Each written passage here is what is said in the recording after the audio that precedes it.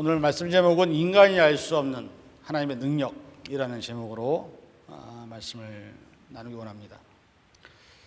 여러분들 미국에 살면서 뉴스에서 가장 많이 나오는 뉴스가 어떤 게 있을까요? 미국에 살면서 여러분들이 접하는 뉴스를 보면 가장 많이 나오는 뉴스 중 하나가 뭐가 있냐면 총기 사건입니다. 그동안에 미국에서 수많은 총기 사건이 일어났습니다. 여기는 총기가 자유화되어 있기 때문에 자기의 안전을 위해서, 자기 목숨을 지키기 위해서 신분이 되시는 분들은 총을 마음대로 살 수가 있는 나라입니다. 미국에서 가장 최악의 총기 사건이 언제였냐면 지난해 6월에 49명이 죽은 플로리다주에서 올랜도에서 나이트클럽에서 총기 난사 사건이 있었습니다. 그래서 그때 죽은 사람이 49명이 죽었습니다. 한 사람의 범죄로 인해서. 그런데 우리가 잘 아는 것처럼 얼마 전에 우리가 늘 자주 가는 라스베가스에서 역대 총기 사건으로 미국 전역이 충격에 빠졌습니다. 신문 제목으로 나와 있는 사상자 수가 사망이 59명, 그 다음에 부상자가 527명이 그 자리에서 죽거나 다쳤습니다. 그런데 지난주에 우연히 뉴스에서 이런 소식을 들었습니다.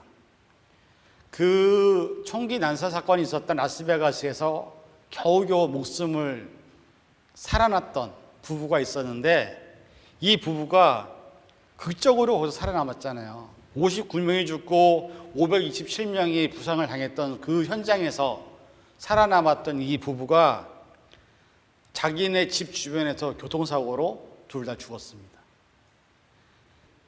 그 험악한 상황에서 살아남았는데 얼마 있다가 집 근처에서 교통사고로 부부가 둘 다 죽었습니다.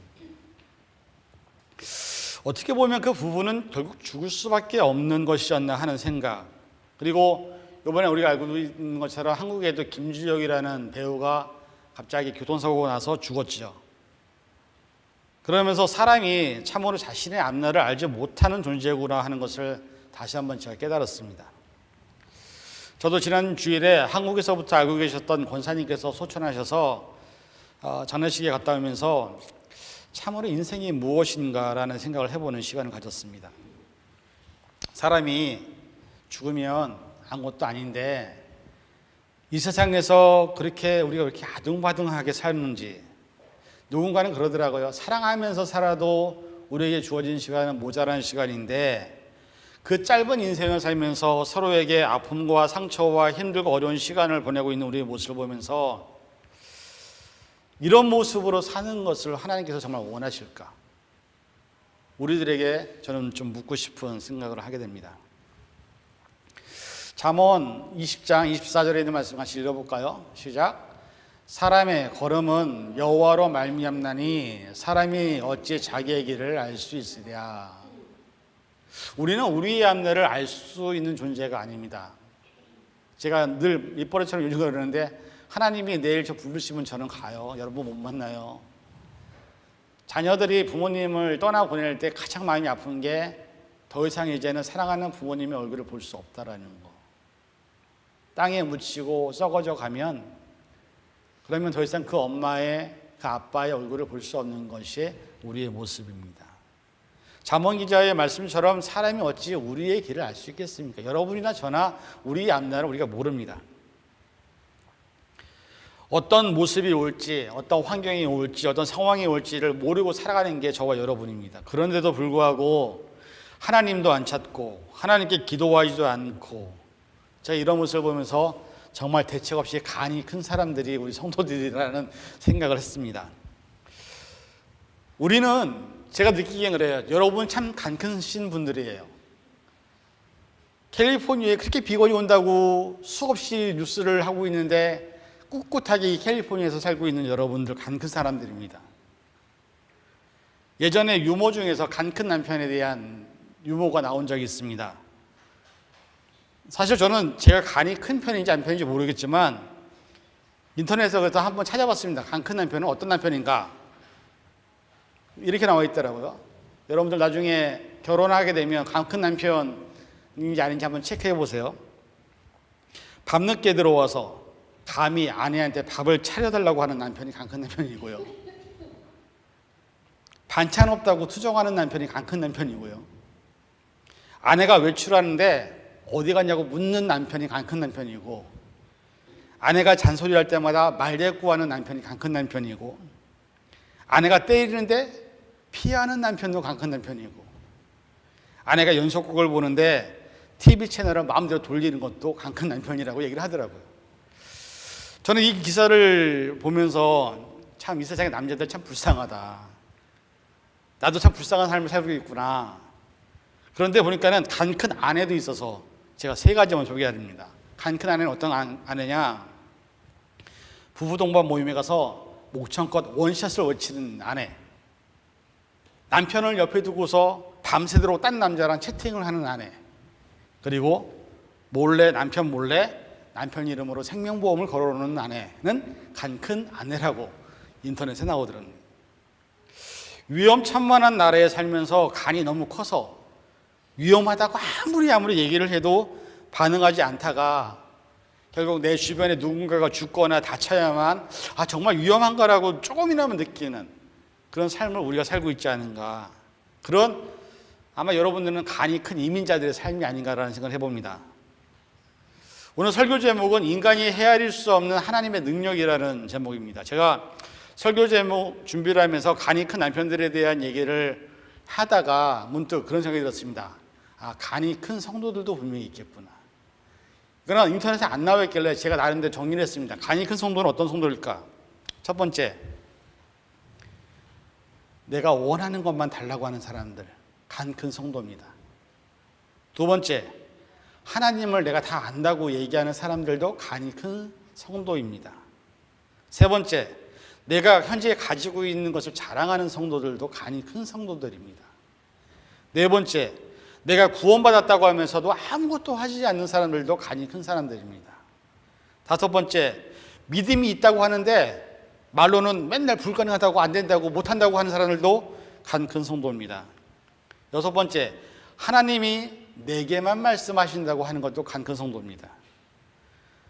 그 다음에 그리스도인이라고 하는데 다른 사람들에게 상처를 주는 사람들도 간이 되게 큰 겁니다. 그 다음 마지막에 나는 다른 사람과 나는 온전한 신앙을 갖고 있다고 얘기하는 사람들도 간이 무지무지하게 크신 분들입니다. 이 외에도 수많은 신앙의 모습들은 우리가 하나님 앞에서 간이 큰 성도의 삶을 살고 있는 우리의 모습이 있음을 깨달아야 합니다. 욥기 4장 17절에 있는 말씀 한번 읽어볼까요? 사람이 어찌 하나님보다 의롭겠느냐? 사람이 어찌 그 창조하신 이보다 깨끗하겠느냐? 사람은요, 의로울 수가 없어요. 하나님 앞에서 사람은 항상 죄인입니다. 죄인이라는 것은 내가 죄가 있다는 것을 인정하는 것에서부터 시작이 됩니다. 또 하나님보다 깨끗할 수가 없어요. 우리는 깨끗한 존재가 아닙니다. 더러운 존재입니다. 그런데 우리가 다른 사람을 판단하고 정죄하고 다른 사람에 대한 것을 우리의 가치와 믿음의 잣대로 판단한다면 우리는 이미 잘못된 신앙의 모습을 갖고 있는 거고 하나님을 인정하지 않는 것과 똑같은 모습입니다. 저와 여러분들은요, 우리 자신들이 어떤 존재인지를 알아야 됩니다. 우리는 죄인입니다. 우리는 연약한 존재입니다. 우리는 나약하고 부족한 존재입니다. 여행을 많이 가보면 큰 대자연 앞에서 인간이 얼마나 작은지가 딱 드러납니다. 큰 바위 덩어리 앞에 서면 인간은요, 하나의 점밖에 되지 않습니다. 아무리 과학이 발달하고 문명이 발전해도 허리케인 같은 거 오면 사람들은 다 도망을 가는 게 우리의 모습입니다. 다른 사람들이 총을 대밀고 너 죽을래 살릴래 할 때도 우리는 그 앞에서 아무것도 하지 못하고 죽을 수밖에 없는 게 우리 존재입니다. 여러분 손가락에 조그만 나뭇가시 하나 박혀보세요. 어떤 것 같습니까? 아파서 동동동동거립니다. 이거 하나도 못 빼갖고 어쩔 줄 몰라 하는 게 우리 인간입니다. 병이 나면 병원에 입원을 하죠. 감기가 심하게 걸리면 집에 누워서 아무것도 하지 못하는 게 우리의 모습입니다. 그런데도 불구하고 우리는 내가 뭔 대단한 존재인 양, 무엇이나 다 할 수 있는 것처럼 큰 소리치며 세상의 주인인 것처럼 전쟁에 대해서 운운하는 그런 모습을 보면서 하나님은 어떤 마음이실까? 여러분 혹시 자녀를 키울 때 그런 경험 해보셨죠? 형제들이 있는 집들 가면 꼭 형제들끼리 어릴 때 어떻게 해요? 싸웁니다. 형제끼리 싸우는 모습 보셨어요? 지난번에 동영상에 경상도 꼬맹이 5살짜리 애랑 7살짜리 애가 둘이서 싸우는데 아주 대박으로 싸우더라고요. 서로 싸우는 게 아니라 말로 싸우는데 그 말이 정말 웃겨요. 근데 한번 보세요. 여러분들이 아이들 키울 때 아이들끼리 서로 싸우잖아요. 그 싸우는 거 보면 정말 가치 있는 거 갖고 싸웁니까? 정말 필요해서 싸웁니까? 어른들이 볼 때는 쓸데기 없는 거, 아무런 의미도 없는 거, 그냥 넘어갈 수 있는 거, 이런 거 갖고 형제들끼리 내 거야, 네 거다 싸우는 거 보면 부모가 볼 때는요, 참 어떻게 보면 왜 저렇게 사니? 라는 말을 할 정도로. 근데 그 아이들이 싸우는 그거 하나가요, 걔네들한테는 그게 전부인 거예요. 어른들이 볼 때는 아무것도 아닌데 그냥 넘어갈 수 있는 문제인데, 근데 아무것도 아닌 거 갖고 싸우는 모습을 보면서 하나님이 우리를 바라보실 때 우리가 그런 것들로 싸우고 있다는 거죠. 정말 중요한 것, 정말 필요한 것 갖고 싸우는 게 아니라 별로 쓸데기 없는 것, 아무것도 아닌 것, 그냥 넘어갈 수 있는 것 갖고 싸우고 있는데 그 안에서 하나님 우리를 보실 때 어떤 마음이겠냐는 거죠. 우리가 부모로서 아이들 키우면서 아이들이 그 싸우는 거 보세요. 정말 한심해. 아무것도 아니에요. 그 과자 하나, 사탕 하나, 뭐가 그렇게 대단합니까? 엄마 아빠로서는 다 줄 수 있는 건데 그거 갖고 내 거라고 싸우고 있는 모습 보면, 여러분 우리가 살아가는 삶에서 하나님이 우리를 그렇게 바라보실 때 어떤 마음이겠냐는 거예요. 여러분들 한번 제가 질문을 드려볼 테니까 여러분 한번 스스로 대답해 보세요. 아시는 분 제가 상금 드리겠습니다. 상금, 진짜로. 자, 첫 번째 질문. 우리 한국에 4계절이 있죠. 봄, 여름, 가을, 겨울이 있습니다. 자, 퀴즈입니다. 이 4계절이 봄과 여름과 가을과 겨울이 어떻게 바뀌고 바뀔 때 어떤 원리를 통해서 바뀌어지는지 아시는 분 계십니까? 아세요? 봄과 여름과 가을과 겨울이 어떻게 바뀌는지, 어떤 원리에서 색깔들도 바뀌고 어떤 상황에 의해서 날씨도 바뀌는지 혹시 아시는 분 계십니까? 자, 두 번째 질문.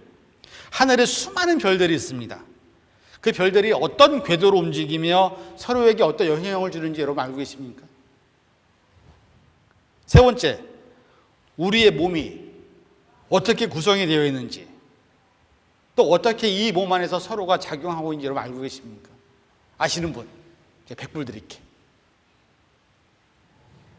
없어요?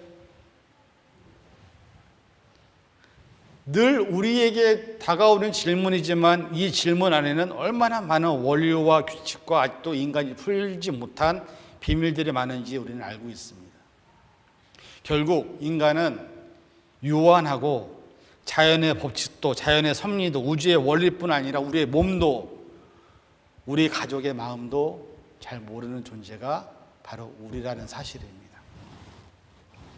그 사실을 인정해야 합니다. 천지를 창조하시고 우리를 만드시고 우리를 통치하시는, 그리고 지금까지도 우리의 삶을 인도하시는 하나님에 대해서 여러분들 알 수 있다고 생각하십니까? 예수님을 통해서 주신 3년의 그 시간들, 또 우리에게 주신 66권의 말씀을 통해서 여러분들 하나님을 얼마나 아십니까? 욥기는 이렇게 고백합니다. 11장 7절에 있는 말씀 같이 읽어볼까요? 내가 하나님의 오묘함을 어찌 능히 측량하며 전능자를 어찌 능히 완전히 알겠느냐. 이게 우리가 할 수 있는 최선의 고백입니다. 우리는 하나님의 오묘함을 측량할 수도 없어요. 알 수도 없어요. 하나님을 우리가 어떻게 완전히 알겠습니까? 그런데 신앙생활을 하는 우리들에게 가장 큰 문제가 뭔지 아십니까? 우리가 다 안다고 얘기합니다. 우리가 하나님을 다 이해한다고 얘기하는 잘못된 우리의 모습이 있다는 겁니다.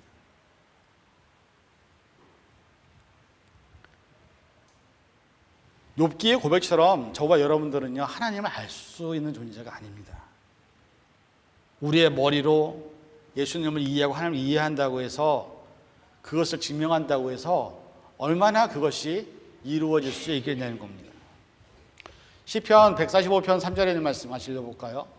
여호와는 위대하시니 크게 찬양할 것이라 그의 위대하심을 측량하지 못하리로다. 우리는 하나님의 위대하심을 절대로 우리의 머리로 이해할 수 없습니다. 알 수가 없습니다. 그래서 오늘 본문에 있는 말씀처럼 우리의 삶에서 하나님께 부르짖어서 하나님이 크게 은밀하게 일하시는 것을 볼 수밖에 없는 게 우리의 존재라는 겁니다. 다른 말로 말하면 우리는 하나님의 일들을, 하나님의 능력을 경험하고 난 후에야 하나님이 어떤 분인지를 깨닫게 되는 거죠. 그 이전에는 하나님을 알 수도 없고 느낄 수도 없고 경험할 수 없다는 겁니다. 제가 지금까지 짧은 인생을 살아오면서 몇 가지 이해가 되지 않는 몇 가지 일들이 있습니다. 근데 그때마다 제가 했던 것이 딱 하나 있었습니다. 간절한 기도. 성원이가 수두 걸렸을 때 아이가 머리부터 발끝까지 까만 딱지가 가득 앉아서 정맥을 못 찾아서 발등에다 주사를 놔야 될 수밖에 없는 상황에 놓였을 때 제가 할 수 있는 것은 간절한 기도였습니다. 제가 목회자를 부름받았을 때 저도 어려운 시간을 보냈습니다. 알다시피 저는 5년 동안 도망을 다녔습니다. 근데 지금도 이해할 수 없는 것 중에 하나는 하나님은 내가 도대체 내 기준과 내 머리로는 나는 목회자가 될 수 없다고 했던 나를 목회자로 만드셨다는 사실입니다.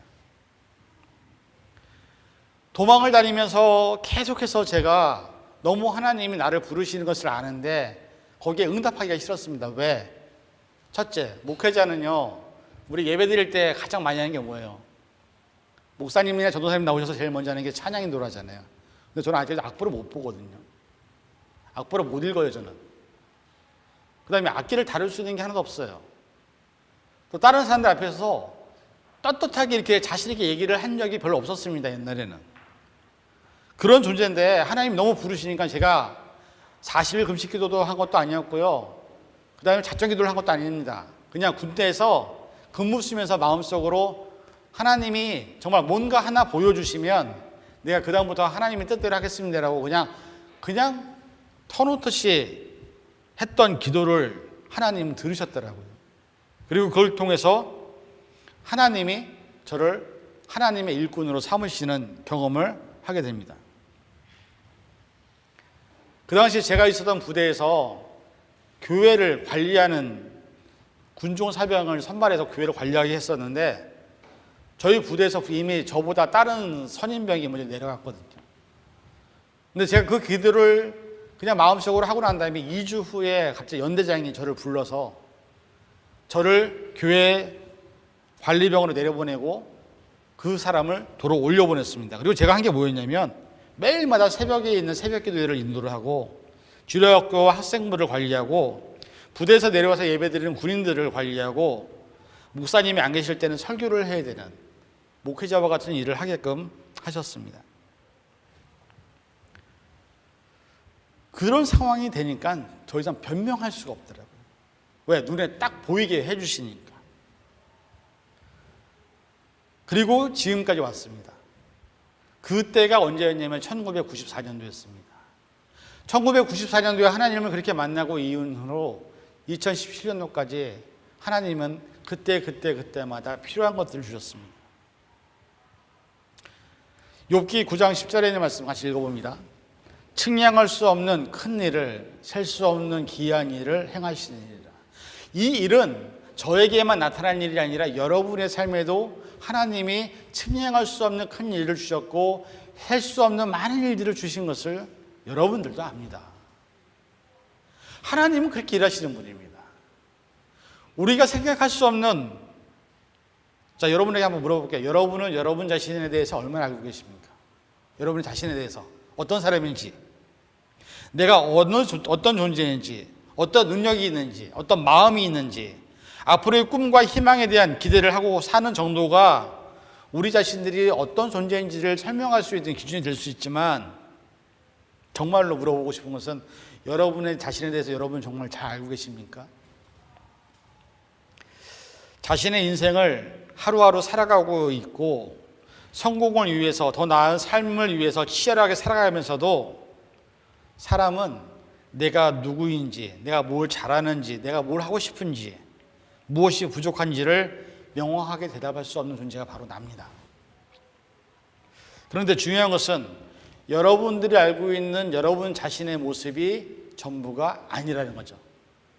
여러분도 여러분이 모르는 또 다른 여러분 안에 있는 모습들이 있다는 거죠. 한번 생각해 보세요. 자, 여러분들에게 삶의 모델이 있습니까? 뭐 오프라 윈프리, 아니면은 뭐 아이폰 창업자 누구죠? 스티븐 잡스. 그런 사람들이 우리의 삶의 모델이 될 수 있습니다. 그래서 사람들이 성공한 사람들의 삶을 담기 위해서 자신을 바꾸는 노력을 합니다. 그러나 하나 물어봅시다. 노력하면 다 성공합니까? 다 성공해요?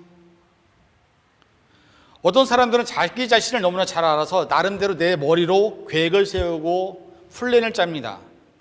그리고 인생의 성공을 향해 나갑니다. 근데 우리가 금방 알게 되는 것은 그렇게 우리의 뜻과 우리의 계획대로 간다고 해서 우리가 원하는 대로 인생이 주어지지 않는다는 것도 우리는 압니다. 그렇죠? 제가 늘 말씀드리잖아요. 여러분들이 그렇게 원했던 인생을 살았다고 한다면 지금 이 인생대로 살겠냐고요.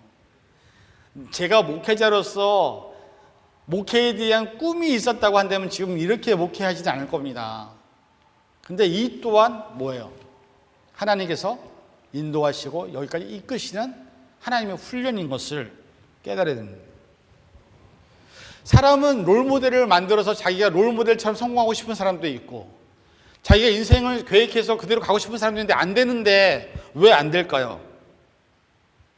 우리가 가진 계획은 우리의 머리에서 나오는 것입니다. 타인으로부터 배우는 성공의 습관은 내 삶과 다르기 때문에 절대로 어떤 롤모델처럼 우리가 살 수가 없습니다. 내가 미래를 아무리 원하고 바란다 하더라도 여러분의 마음대로, 여러분이 원하는 대로 미래가 바뀌어지지 않습니다. 중요한 건 저와 여러분의 삶의 모습을 여기까지 인도하신 것은 내가 아니라 하나님이라는 사실을 인정해야 합니다. 제가 5년 동안 목회를 하지 않겠다고 도망을 다녔던 이유도 인간적인 기준으로 보면 제가 목회자가 아니기 때문입니다. 저는 가난했던 어린 시절, 저는 이 세상에 살면서 한 번도 부자로 살아본 적이 없어요. 저는 유치원도 못 다녀봤습니다. 음악을 배운다거나 음악 공부를 해본 적이 없습니다. 근데 신학교를 가니까 제 친구들은 기타도 치고 피아노도 치고 말도 잘하고, 제가 중학교, 고등학교 남녀공학 다녔는데요. 6년을 다니면서 여자아이들한테 말 한마디를 못 붙여왔습니다. 말을 붙일 때마다 입이 덜덜덜 떨리고 가슴이 쿵쿵 뛰어가고 여자아이들한테 말 한마디를 못 붙여보는 게 접니다. 그런 사람이 무슨 목회자가 되고 무슨 전도사를 하겠습니까? 그런데 그렇게 부족한 나를, 나약한 나를 1994년부터 2017년도까지 하나님은 계속해서 상황을 통해서, 환경을 통해서 나를 만들어 가시는 것을, 그리고 지금 이 자리까지 오게 하신 것을 저는 압니다. 하나님은 우리에게 원하시는 것이 뭐냐면 내가 나를 얼마나 알고 있냐가 중요한 게 아닙니다. 하나님이 나를 통해서 무엇을 하시고 싶어 하느냐가 더 중요한 것입니다. 왜? 여러분에게 필요하다면 하나님은 여러분의 인생을 만지실 것이고, 여러분의 인생에 필요한 것들을 공급하실 것이고, 내가 아무리 세상적으로 부족해도 나약해도 우리를 통해 큰 일을 하실 분은 하나님이시지 내가 아니라는 사실입니다. 에베소서 3장 8절에 있는 말씀 같이 읽어보겠습니다. 모든 성도 중에서 지극히 작은 자보다 더 작은 나에게 이 은혜를 주신 것은 측량할 수 없는 그리스도의 풍성함을 이방인에게 전하게 하시고. 바울의 고백입니다. 바울은 자기 자신이 작지만 그 작은 자보다 더 작은 자라고 얘기합니다. 그런데 하나님이 은혜를 주셔서 자기가 부족하고 연약하지만 자기를 통해 하나님이 복음을 전하게 하셨다라고 고백합니다. 우리가 알다시피 바울은요, 바울이기 전에 사울이었습니다. 그리스도인들을 잡아서 죽이는 사람이었습니다. 그 사람을 하나님이 만나시니까 그 사람을 바꿔서 유럽을 다니면서 사실 바울이 유럽에 있는 이방인들에게 복음을 전했기 때문에 저와 여러분들도 복음을 받아들이게 된 것입니다. 우리에게 중요한 것은 우리가 어떤 능력을 갖고 있느냐, 우리가 얼마나 능력이 있느냐, 이게 중요한 게 아닙니다. 하나님은 저와 여러분들을 통해서 일하시기를 바라십니다. 우리의 생각으로는 많은 조건이 있어야 될 것 같고, 많은 상황이 있어야 될 것 같고, 많은 환경이 있어야 될 것 같다고 하지만 하나님에게 그게 아무런 의미가 없습니다. 왜? 하나님이 그 상황도 만드시고 환경도 만드시고 조건도 만드시기 때문에. 단지 내가 하나님 앞에 주님, 내가 여기 있사오니 나를 써주세요라고 얘기할 수 있는 우리의 마음이 있느냐, 이것이 더 우리에겐 중요한 겁니다. 하나님이 이 세상을 만드시고 이 세상을 통치해 가시는데, 하나님은 저와 여러분들을 같이 일하자고 오늘도 부르십니다. 우리의 생각으로, 우리의 힘으로는 못합니다. 그렇죠? 여러분, 우리가 알잖아요. 내 자신을 내가 바꿀 수 있습니까? 또 하나, 내 옆에 있는 사람을 내가 바꿀 수 있습니까? 못 바꿔요. 우리는 절대로 내 자신도 못 바꾸고 내 옆에 있는 사람도 못 바꿉니다. 근데 우리는 못하지만 하나님은 하실 수 있습니다. 마가복음 10장 27절 같이 읽어봅니다. 예수께서 그들을 보시며 이르시되 사람으로는 할 수 없으되 하나님으로는 그렇게 아니하니 하나님으로서는 다 하실 수 있느니라. 우리는 못해요. 사람은 못합니다. 그러나 하나님은 다 하십니다. 저와 여러분들이 바뀌지 않는 것도 하나님은 하십니다. 저와 여러분 옆에 있는 사람을 우리는 못 바꾸지만 하나님은 그들을 바꾸실 수 있습니다. 오늘 우리는 이곳에 있습니다. 이 메카디 교회에 올 때도요, 정말 기적적으로 이곳에 들어왔습니다. 이곳에서 우리는 수없는 아픔과 시련과 어려움을 겪으면서 여기까지 왔습니다. 더 이상 우리가 할 수 있는 것이 없다는 막막함이 지금 우리 안에 있습니다. 한계가 있습니다. 어려운 상황과 환경 앞에서 우리는 서 있습니다. 그래서 우리 힘으로는 할 수 없습니다. 그러나 우리를 살리시고 교회를 부흥케 하시고 이곳에 하나님의 사람들을 보내게 하시는 것은 누가 하는 거냐면 우리가 하는 게 아니라 하나님이 하시는 겁니다. 단지 하나님은 그 통로의 역할을 우리가 감당하기를 원하셔서 우리를 이 자리에서 예배를 드리게 하시는 걸로 믿으시기 바랍니다.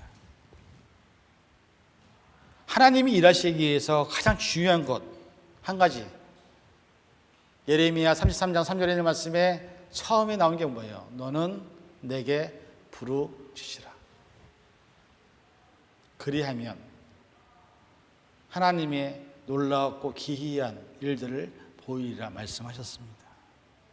우리가 할 수 없기 때문에 오늘 이 시간 저와 여러분들이 할 수 있는 유일한 한 가지, 부르짖는 것, 기도하는 것, 그리고 하나님께 맡기는 것입니다. 그러면 그 말씀처럼 우리가 알지 못하는 크고 비밀한 일을 하나님은 보여주실 것을 저는 믿습니다. 부디 바라기는 예수장교회가 사람으로는 경험할 수 없는 놀라운 능력과 권능을 부르짖는 기도를 통해서 우리 11월 달 하나님을 경험하는 그런 한 달이 되기를, 사람으로 할 수 없지만 하나님으로 하실 수 있는 그 놀라운 일들을 경험하기를 주님의 이름으로 간절히 축원을 드립니다. 기도하겠습니다. 사랑하는 충만하신 아버지 하나님, 감사합니다. 우리는 할 수 없습니다. 우리가 하나님을 알 수가 없습니다. 그러나 하나님은 지금까지 우리를 인도하셨고 여기까지 인도하셨습니다. 하나님, 이 시간 간절히 기도하기는 우리가 먼저 부르짖게 하여 주시옵소서. 너희는 내게 부르짖으라. 그리하면 내가 내게 응답하겠고 내가 알지 못하는 크고 비밀한 일을 내게 보이리라 말씀하셨사오니 그 말씀 믿고 부르짖어서 하나님이 일하시는 것들을 바라볼 수 있는, 하나님을 경험하는 11월이 될 수 있도록 축복하여 주시옵소서. 연약하고 부족하지만 이 시간 이 자리에 함께 모여 같이 예배를 드리며 주님의 뜻을 찾고자 하는 우리 모든 사랑하는 심령들에게 하나님 역사하여 주시옵소서. 저들이 기도하는 모든 기도 제목 위에 응답하여 주셔서 하나님을 경험하는 한 달 되게 도와주시옵소서. 감사드리며 예수님의 이름으로 간절히 기도하옵나이다. 꺼주세요. 주님 보좌 앞에 나아가 우리 이 찬양 부르고 난 다음에